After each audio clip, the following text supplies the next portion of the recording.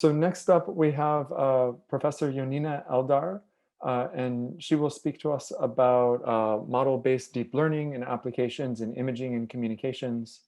So Dr. Eldar, are you able to share your screen now? Yeah, let me go ahead and do that. Is that okay? Do you see the screen?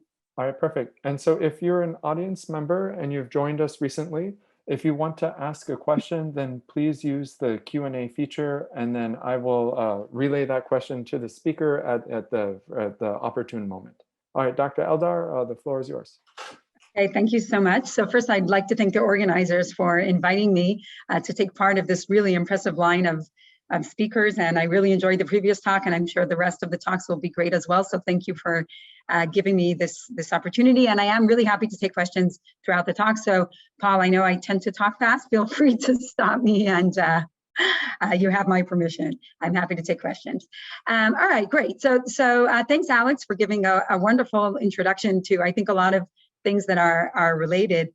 So what I want to talk about today is how we could merge some model-based methods with deep learning methods, where our goal is to get interpretable methods as much as we can, and also not to have to use a lot of training data. And I think Alex set the stage very nicely for the need for these types of ideas.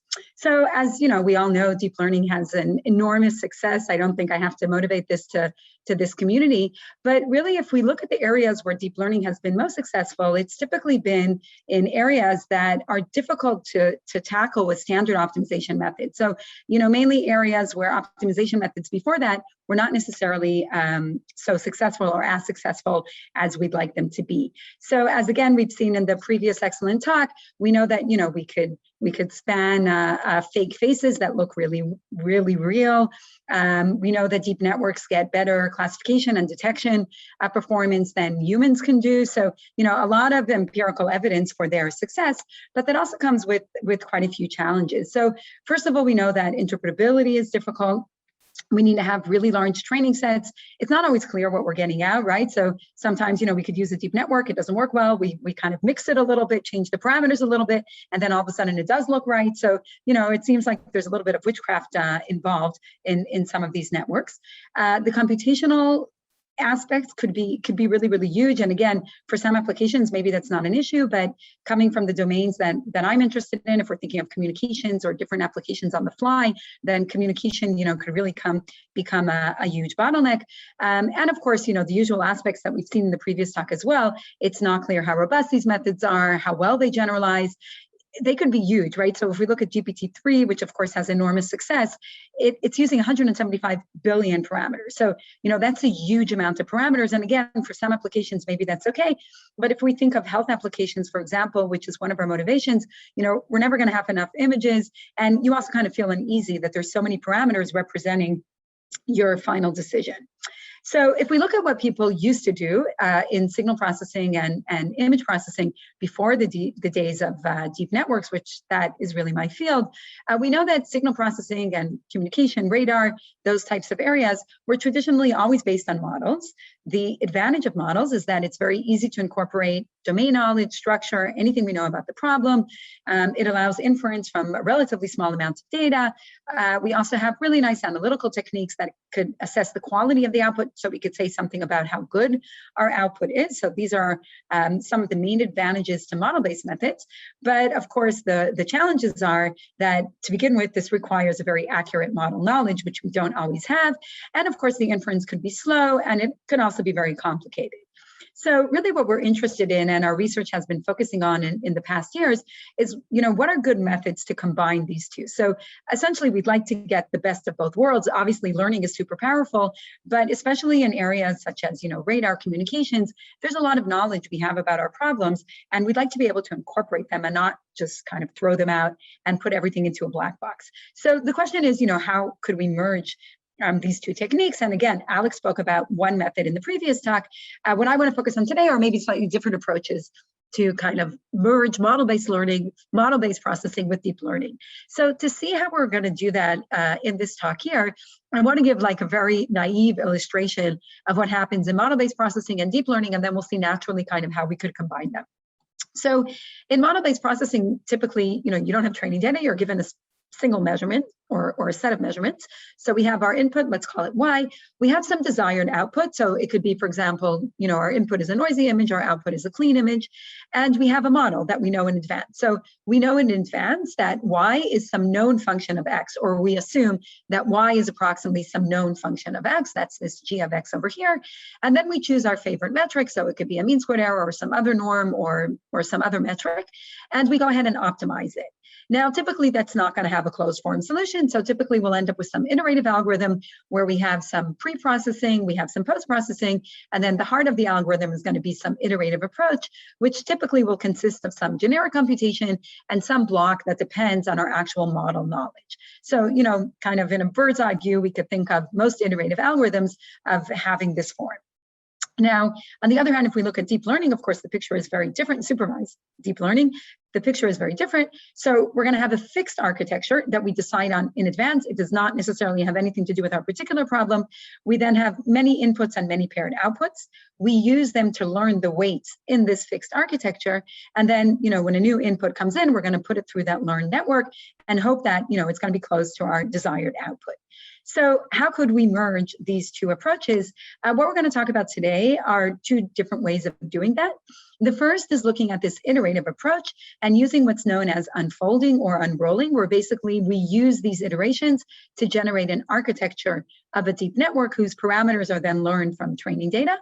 And the other approach is going to be kind of the reverse. It's going to be a more hybrid method where we keep this overall flow, but we take any block that depends on something we don't know and just substitute that specific block with a deep or kind of shallow network. So these will be the two approaches. I'll describe them now in a little bit more detail, and then we'll basically see examples of how this works in practice. So the first approach, unfolding or unrolling, goes back to really beautiful work done over a decade ago by Gregor and LeCun. So a really nice paper that was focused on the sparse recovery problem, and since then, has been extended in many ways. So the idea here is actually quite simple. So we go back to this iterative approach we spoke about before. And basically what we do is we write down, a fixed number of iterations, T iterations on the slide, and typically T is kind of small. So in most of our networks, we don't use more than 10 layers. Okay, so it's not so deep at the end, which is part of the advantage from our point of view. So let's say we write down 10 layers. Now here I'm just still solving an iterative optimization algorithm. Actually, I'm probably not doing such a good job because I only have a small number of layers or of iterations. But then what we do in the final step is that in each one of these iterations, there's going to be parameters that we're assuming are known. They depend on the model. And of course, in practice, if we don't know the model, we're not going to know these parameters.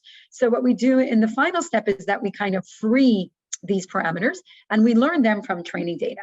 So what we end up getting is a network whose architecture depends on the original optimization problem, but we allow ourselves to learn the parameters in this iterative algorithm from training data. We could, of course, also do this in an unsupervised fashion as well. But the point is that the architecture is coming from the optimization problem, but the actual parameters are learned or trained. Okay, so this is the idea of unfolding. And we have, those of you interested, we have a recent review that we wrote in this topic where we go into much more details.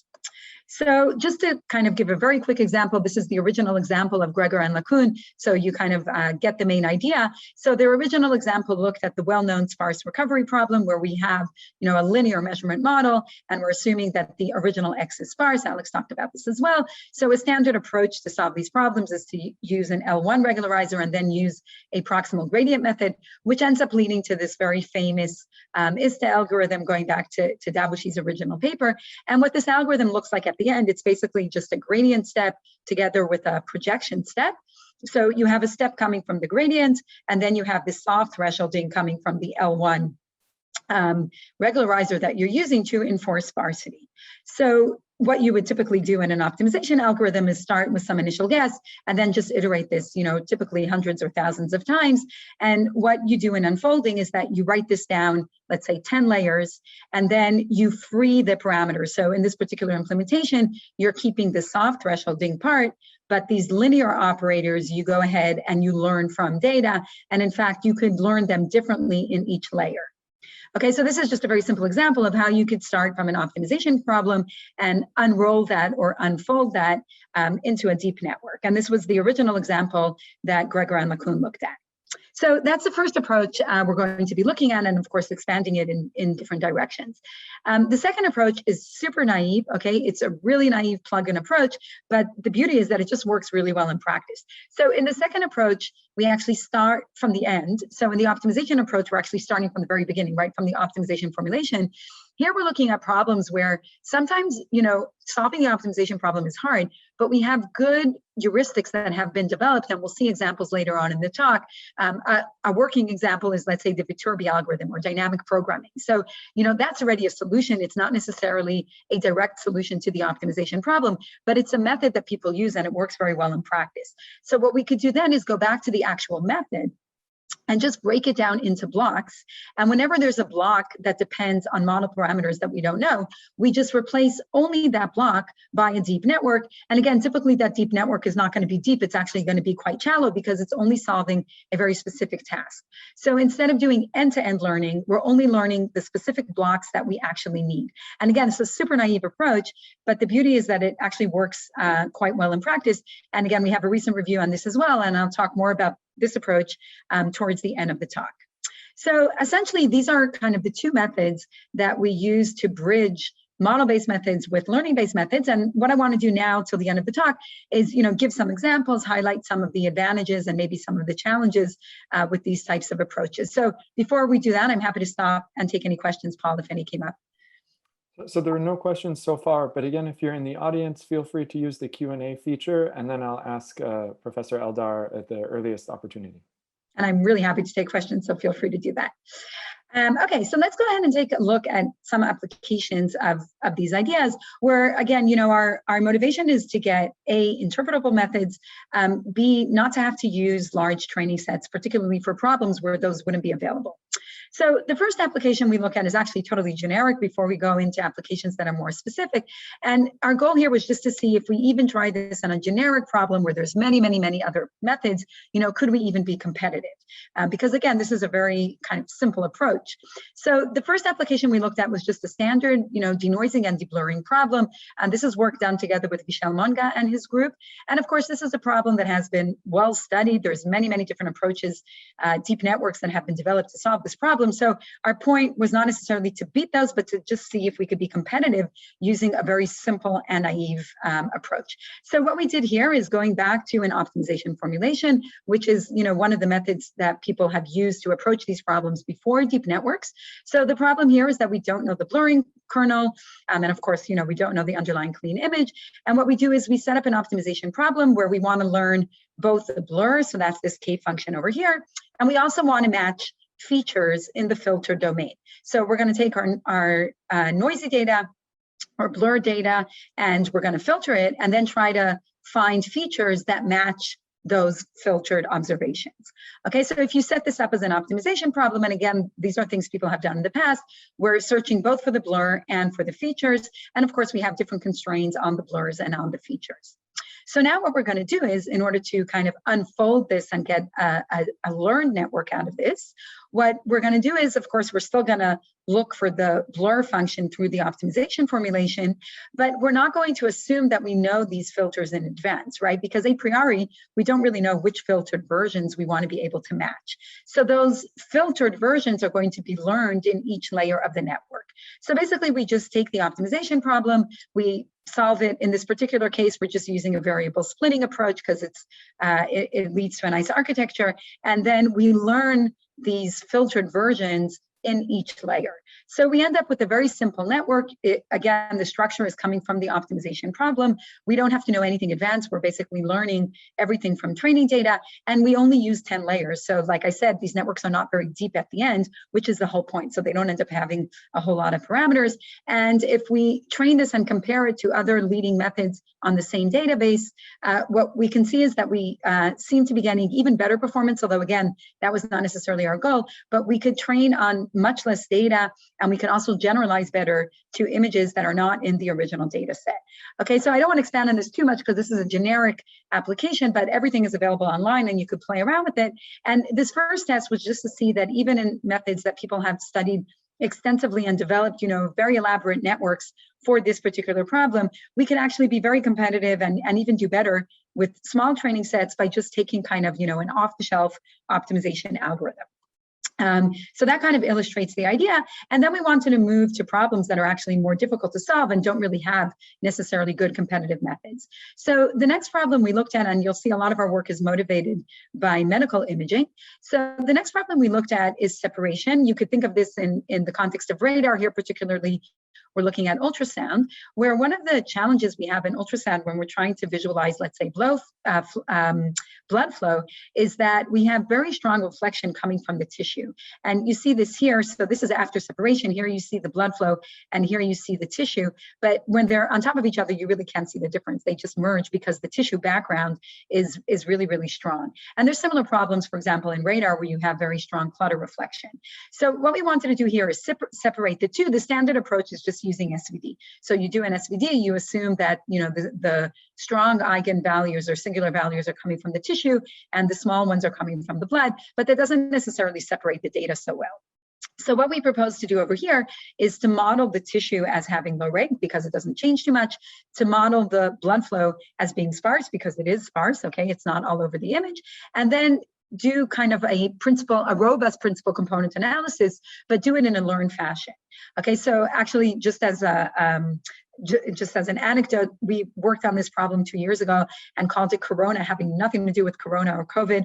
It at the time stood for convolutional robust principal component analysis, but since then became viral. But anyway, but this was 2 years before Corona. So those of you interested in more details, we have a recent review that we wrote specifically on using these methods for ultrasound, where we go into much more detail.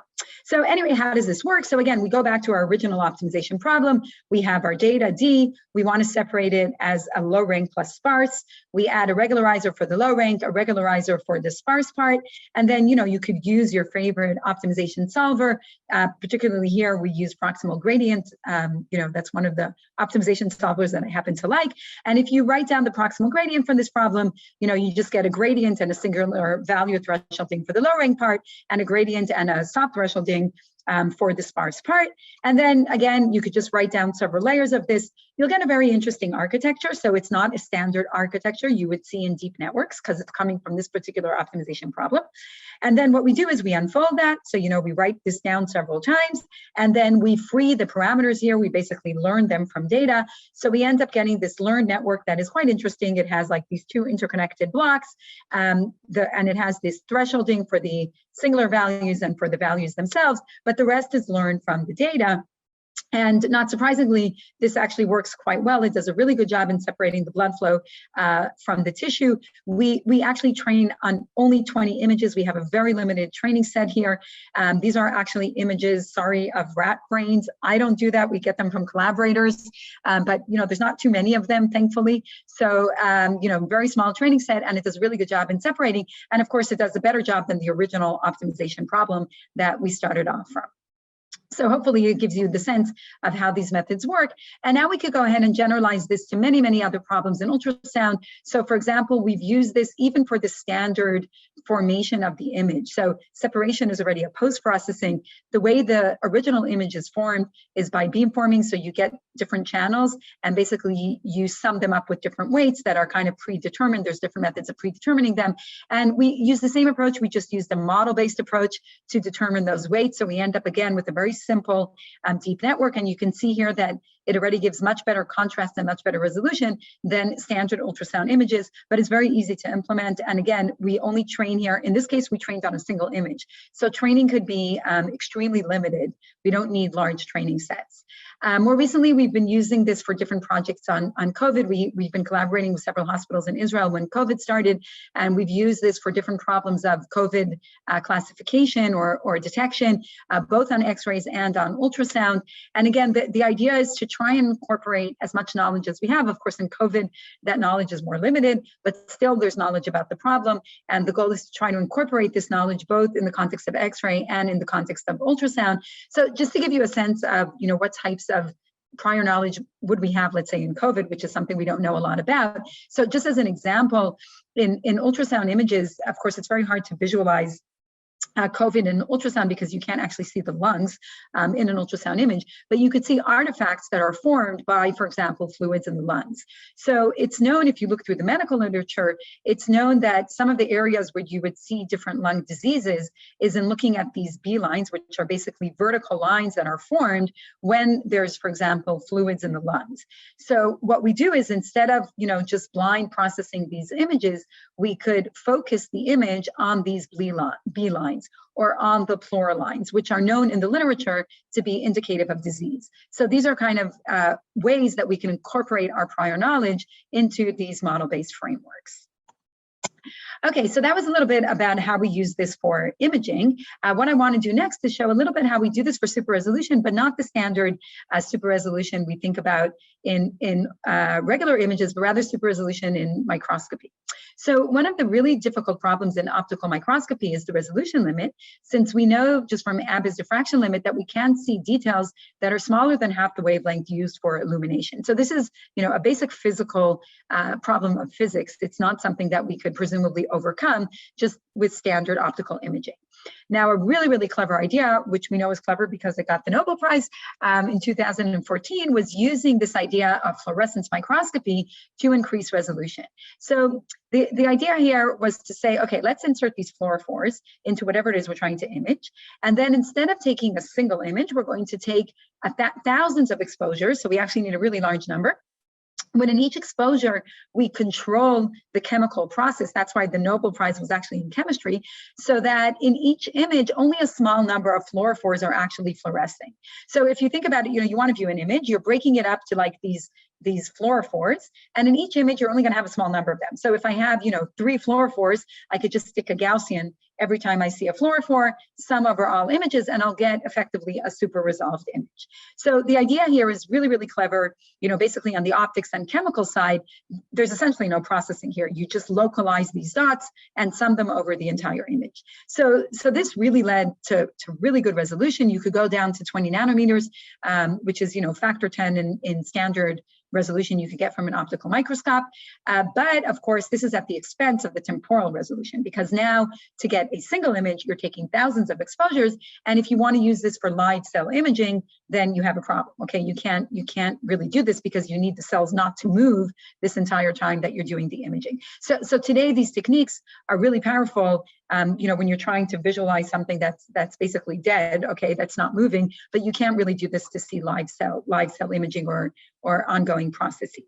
So the question was, you know, could we still get the really good spatial resolution, but reduce the time resolution using these types of model-based learning approaches? So the first thing we have to do before we have a learned approach is we have to have the model-based approach and then improve on that to get the learned approach. So to develop the model-based approach, and this is work we did several years ago with the group of Moti Segev at the Technion, to develop a model-based approach, we basically assumed that the underlying image that we're trying to look at is composed of these pulses, where the pulse itself comes from the microscope point spread function, the PCF. It's like the impulse response, if you want, of the optical microscope. And then we have these fluorophores, which are just these, you know, bright spots. Okay, so it's not exactly a sparsity model because the PCF blurs it, but it's sparse in the original domain and then it goes through the PCF. So we have this model of a stream of pulses coming from the PSF and these fluorophores that are blinking. So that was the first thing that we did. And then what we said is, okay, because I want to have a small number of these, I don't want to localize these sparse points. Instead, I'm actually going to look at the correlation, because these fluorophores are blinking in an independent fashion. So if I look in the correlation domain, the correlation matrix of these fluorophores is always going to be diagonal, okay, because these fluorophores are independent, and the diagonal itself is also going to be sparse because the underlying image is sparse. You know, the fluorophores are sparsely populating the image. So we kind of have double sparsity here. We have sparsity in the correlation domain just coming from the independence, and then we have sparsity along the diagonal coming from the fact the image is sparse, and then we could solve the sparsity problem in the correlation domain. And the advantage that this has is that we only need a small number of images to get this correlation matrix. So this was the original approach that we looked at. We called it SPARCOM Super Resolution Correlation Microscopy, because we're doing this in the correlation domain. And this already leads to really nice results. So what we're comparing here is the ground truth with STORM, that's the method behind the Nobel Prize, and SPARCOM, our method. And you see that we're using 2 orders of magnitude less images, and we even get better resolution. So we can see, let's say, a cavity here that you can't see in the original STORM image. So we get better resolution with 2 orders of magnitude faster, which allows us to do live cell imaging. So that's the good news. But the difficulty is, which is why we wanted to move to the learned version, is that we have to know the PSF. So we have to have a method of estimating the PSF from the data. And also, this is quite sensitive to the microscope we use. Okay, so there is some tailoring here of the regularization parameter of the PSF. You have to play around with it to match the actual microscope. And if we want something more generic, then it's not off the shelf. You can't just take it and plug it in. So for this, we just moved to the learned version. So we just take that correlation formulation, take our optimization problem and basically learn the PSF and the regularization parameter in each iteration of the network. And this already leads to really, really nice results. So here we get even further resolution. And this is black box, off the shelf. I mean, not black box, it's interpretable, but off the shelf in the sense that we don't have to know anything about the underlying microscope system. And all the training here was done on a single image. So it's not like we're assuming anything about the underlying image. In fact, right now we're collaborating with a group at Weizmann of Gilad Haran, and we're using this technique to actually visualize live cell imaging. He in particular is interested in T cells, and we have first results where we're able to actually see the T cells arranging in real time, and this is something that they weren't able to observe before. So the next thing we wanted to do is to think if we could apply this in medical imaging using the same idea. Now, of course, you don't really want to inject fluorophores into your body for imaging. So we had to think of something else. And what we did here is we moved to the area of ultrasound where we know resolution is very limited.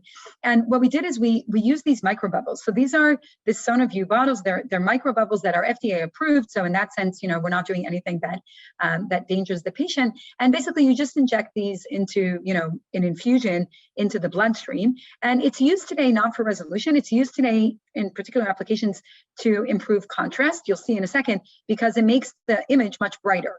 But brighter is not always good. That doesn't actually mean that we're seeing more detail. So our idea was to say, okay, once these things are flowing through the blood, actually mathematically, it's exactly the same as these fluorescent molecules, right? Because if I'm looking at a specific plane, I'm seeing these bubbles hit the plane, and they're hitting in a random fashion and in a sparse fashion. So we could use the same techniques to try and get super resolution in ultrasound. And that's what I'm going to show next. So we did a clinical study with Beilinson Hospital in Israel for patients with different forms of cancer. And the idea was to see today, this can't be detected on ultrasound. You'll see the images in a minute. Ultrasound is not used for detecting the types of cancer. And the question was, if with this method, we could get good enough resolution that we can actually determine the type of cancer, or whether it's benign or malignant, without having to do further testing. So what I'm going to show you now are already the results. And what's important for me to say here is that this was not trained on any real data. So this was really important to the doctors. They were very afraid of training in the sense that, we'd be biased towards other images. There was no training done here. We got these images and just plugged them into our method, which was trained offline with simulation. So it wasn't trained on anything having to do with breast tissue. So what you see over here, this beam at the top is the standard image that you get out of the machine.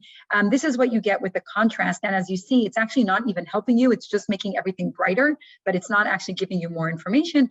And this is after using our method, which again is very simple, and it's not trained on any real data. And you can see that by using this method, we're actually getting really good depiction of the vascularization. And that's because we're basically seeing these bubbles. So by seeing where they're flowing, we could get, we could actually kind of really illustrate the vasculature in the veins, which is very indicative in terms of the type of tumor. So if you compare, for example, these two images, I'll just go through two, we have many more. You see, if you look at the top, you'll see that both of them, you can see there's something there, right? I mean, it looks like there's some sort of tumor, but they both just look like black holes, like you can't see what's inside. And then if you look at the image on the right hand, after our processing, and this is all done in post-processing, you could see the difference between the two tumors. And the doctors looking at this were able to tell right away that this one, unfortunately, is a malignant tumor and that this is a benign tumor. And these are patients, of course, that had other tests. They had PET CTs, MRIs, so we have the ground truth. And indeed, what we're seeing in these ultrasound images is the correct diagnostic. So we see that, by using this model-based framework, we could get much more detail, and there's no training here, so we're not hallucinating from other images. Okay, so let me just take a few minutes to end. All of this was based on the optimization approach. As I said, to begin with, another method that we use is just this plug-in approach, and we use it particularly in communication systems, where over the years people have developed, very robust methods that are not necessarily directly solving an underlying optimization problem. A lot of them are based on different heuristics, but heuristics that work very well. That's our phones work today. And what we wanted to do is kind of build on those and see if we could adapt them to varying channel conditions and to more complicated scenarios by adding a little bit of learning, but not too much. We don't want to turn it all into a black box and do end-to-end learning. So the idea, just as I said before, is that we go to the method itself, and whenever there's a computation that depends on the model, we're going to replace that by a network, and usually it's going to be very shallow because it's only trying to do a very specific block. So we've done this for a variety of different applications. I'm not going to go into them here in the interest of time. I'll start by talking about the Viterbinet, which is like a network implementation of the well-known Viterbi algorithm, but we've done this for many other methods, like the Kalman-net, for example, where we could take the Kalman method and basically learn the Kalman gains that we don't have to know the model precisely, and many more examples that follow the same principle. So if we look at the Viterbi algorithm just as a working example, this is a very well-known algorithm dating back to the 60s. Viterbi did very well off this algorithm. He started Qualcomm, of course. He got the Medal of Science from Bush. So obviously this was very powerful and is used in all of our phones today. And basically it's doing dynamic programming, assuming a finite memory channel that has, a representation as a state machine. So I'm just assuming that my channel has some finite memory, and then you could do dynamic programming where you compute the likelihood, you propagate it through this dynamic program, and then you compute the likelihood of the next symbol and choose the symbol with the highest likelihood. So again, I'm not going to go into all the computational details here, but basically the Viterbi algorithm looks something like this. So at every stage, you get your output of the channel. At every stage, you determine the local likelihood, and that likelihood propagates through this trellis, which is implementing a dynamic program.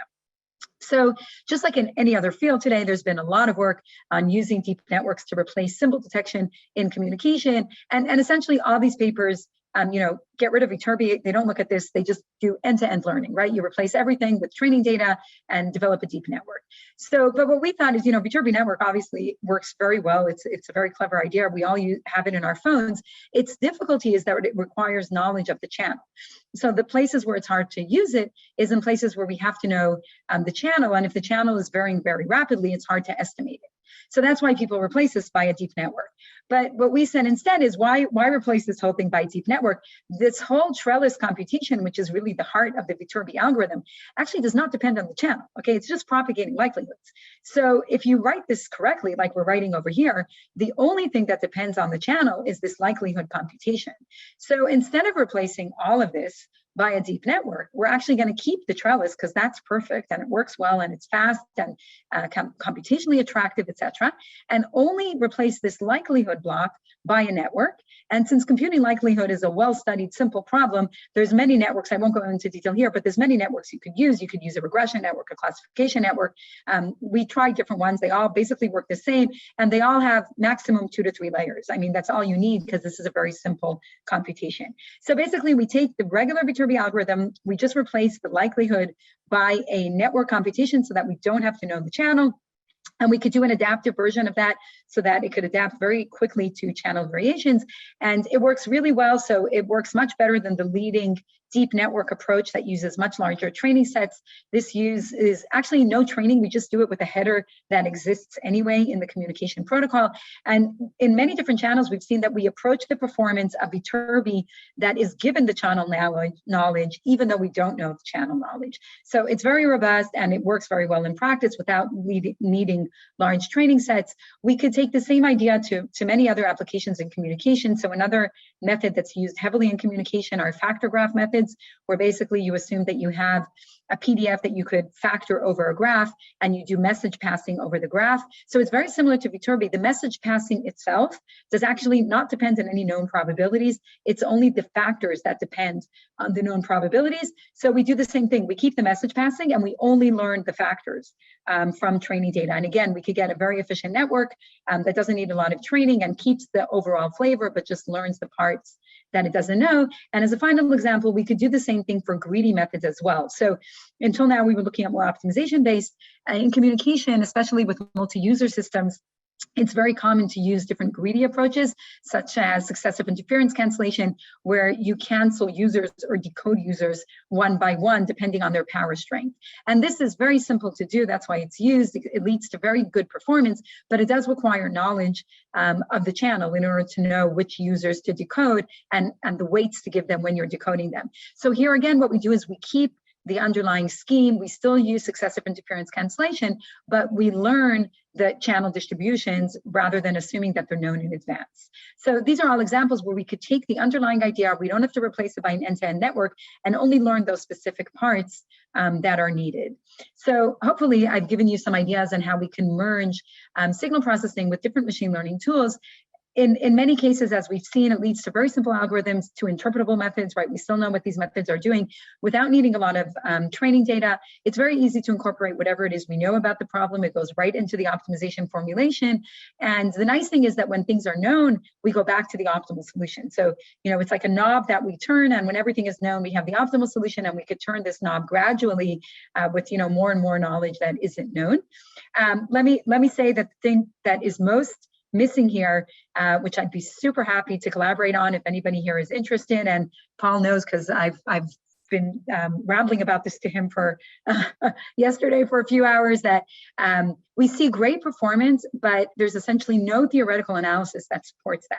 Okay, so it's very hard to prove anything, which is true in general in deep networks. But here the hope is that because things are really principled, hopefully it should be easier to at least prove some basic results. And, you know, we see this across many, many different examples. So, you know, if you see something enough, probably there's some theoretical explanation to it, but we still don't have it. So if anybody's interested in collaborating that, I'd be super happy to talk about it offline. So we have a recent review that we wrote together with Alex on different methods of bridging model-based approaches with deep networks. So, you know, you're welcome to take a look at that review. And of course, you know, all of this was done together with my fantastic group at Weizmann. So a huge thanks to my students who've been collaborating with me on this. And of course, to my amazing collaborators that I've had the privilege and honor to be working with in some of these problems. And thank you very much for your attention. All right, thank you so much, Professor Eldar, for that wonderful talk. We do have a few moments for questions. If you're in the audience, please use the Q&A feature, and then I'll relay the question. So we do have one question, and I believe this was for the Viterbinet work that you had. And so what does the channel mean in this context? Yeah, okay, sorry. So I went through that quickly. So when you're implementing the Viterbi decoder, you're sending symbols. You have a transmitter who's sending symbols over, you know, over the air, basically, right? But over some channel to the user, where the user is, you know, me with my cell phone. So there's a base station that's sending these symbols, and I'm getting them on my cell phone, and the channel will be everything in between, you know, the base station and me. So, you know, it's going to be propagating over the air. It may go through fading. Typically, it may be reflected, you know, bounced off a building. So there'll be a primary path and a secondary path. So the typical channel will be composed of fading and, you know, maybe several channels from different reflections. And now what's done today in communication, of course, our cell phones basically work today, right? So what's done today is that you have a header, and that header is used to estimate the channel. So you repeatedly estimate the channel over blocks. You know, in a given block, you'll estimate the channel. You'll then use that channel for that block and then re-estimate in the next block. So that works well if the channels aren't changing too much, and if you have kind of, you know, point-to-point communication. But when we're thinking of like 6th generation, 5G and 6G, of networks, first of all, we're thinking of like Internet of Things, right? So many, many nodes that are all communicating simultaneously. That you could already imagine is going to be super complicated to try estimating the channels of all of these nodes. So one is just difficulty in having so many different users communicating at the same time. The other is that the channels are going to be varying much more quickly, because we don't have, you know, when we're thinking of a cell phone, we have a base station and, you know, the users in that base station. But when you're thinking of nodes like Internet of Things, or just nodes that are placed all over the place, the channel variations they're going to see are going to be much, much quicker, right? People are walking by them, things are changing much rapidly on their small scale. So the issue of channel estimation becomes much more complicated, both in terms of the fact that it's varying more rapidly, in terms of the fact that there's many more channels that you need to estimate. And of course, you want to get higher and higher bit rates, right? So if you want to increase the rate, you have to reduce the header. So that's also a challenge. And one other question. So you mentioned that one of the benefits of this model-based view is about sort of the amount of data that you need from the process you're describing. Do you have a sense of how much less data do you need compared to other approaches? Yeah, that's a really, really good question. So first, let me say, I think part of what a good theoretical analysis hopefully will give us insight to is trying to quantify that more precisely. So it would be really nice to be able to actually quantify that. But I could say what we see in practice, and you've seen in some of these examples. In many examples, in many of the imaging examples, we used a single image for training. Okay, now, typical methods use at least hundreds, if not thousands. So in the microscopy example, in the paper itself, we compare with other deep learning methods that were used for the exact same problem. Actually, we use the same database, just we use one image and then test on the rest. They use databases of thousands of images. So, it could be even that scale. If we look at the communication problem, for example, our goal was to say we don't need extra training data. So anyways, there's a header, we're going to do everything within the header. The header is typically several tens or hundreds of symbols. Whereas if you look at the papers, different deep learning papers that were done for these communication problems, typically they use tens of thousands of symbols. So, that's the scale in the particular practical applications that we looked at. It would be nice to have a theoretical result establishing that, but we don't have that. All right, that is all the time we have for questions. So thank you, Dr. Eldar, for your presentation. Thank you. And if anybody's interested, I'd be really happy to chat more offline. Thanks.